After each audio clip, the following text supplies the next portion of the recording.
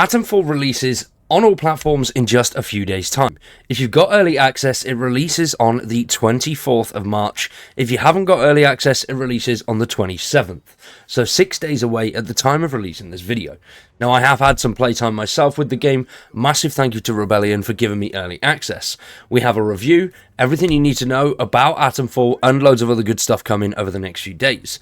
I have played a lot of the story already, but I'm going to save that for a couple of days. For now, we're going to go through what exactly Atomfall is. It has been tagged to games similar like Fallout 4 and Cyberpunk 2077. It's made by Rebellion, the studio that make Sniper Elite. Now, combining those three together does come up with a very strange mix. Now, it is not a British Fallout.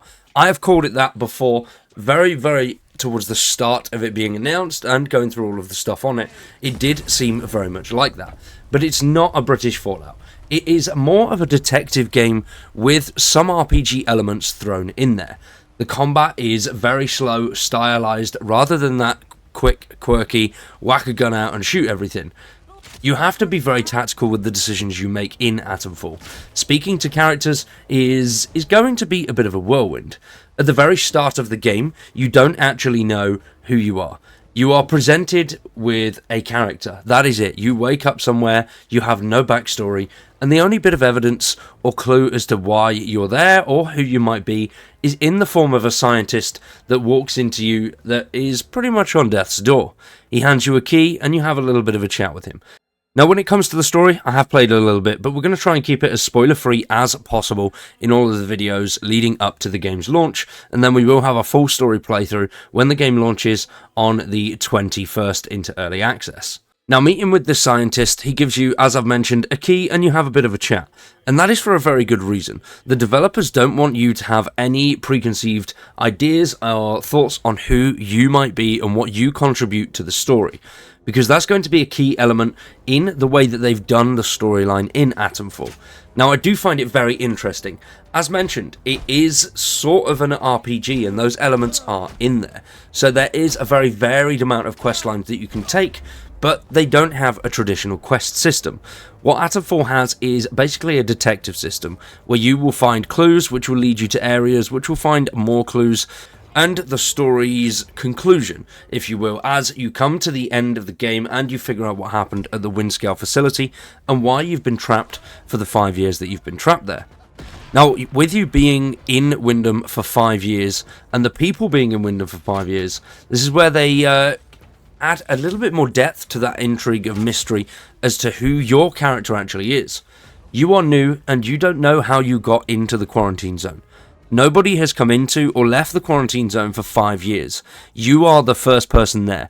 So you are free to make up anything you'd like about yourself to follow any developing storylines, which I do find really interesting how they've done it like that. Because chatting to one person could eliminate something with someone else, similar to RPG elements. But there is the freedom there of killing everyone that you come across, and you'll still be able to come to a certain conclusion of the storyline. They've given us complete freedom, much more freedom than some RPGs offer, which I'm very excited about. Now, it doesn't have those vast RPG elements like looting, going out, finding supplies. It has the exact opposite. Loot is very hard to come by, and you need to be very careful with every item that you have in game, with inventory space being just as tight. The trading system as well is something very different and that I haven't really seen before. It is a barter system rather than a buy. You don't have cash in Atomfall. You'll be able to find items scattered around the lands, but those items will come in handy to you, and you may need to hand off a lot of good items to get a simple thing in a trade. Trading and bartering is a really cool system in Atomfall, and I love how it works. And it's not the traditional, go see a vendor, here's my money, give me this. And it does put a lot more thought and intrigue into it as to what you would need to keep with you and what you'd need to get rid of. The inventory management is a very strategic part of the game, and I think it's really interesting, but it can be quite frustrating at times as well, especially towards the start of the game where you're just learning what's good, what you need. You're just picking up stuff constantly, and it is a pain in the arse, but it is good as well, because that makes you decide that you will need to leave things there and come back to them at a later date if you want to make trades. Now, as mentioned, the combat in Atomfall is also extremely different. It's not like normal combat in an RPG game, where it is balls out, tits to the wire, and it can be quite difficult, but also quite easy if you've got the right loadout. Now, in Atomfall, combat is more like a bar fight. Now, everyone's familiar with a bar fight, I'm sure. The combat is very slow at first. It takes a while to get things in if you're using cricket bats and heavy weaponry. Your swings are slow. You've got a lot of power behind them. So it's not as fast-paced as what I first thought it was going to be. And at first, I did find that hard to get to grips with. But it was actually really interesting when you get a little bit further in, and you do get a bit more variety of weaponry.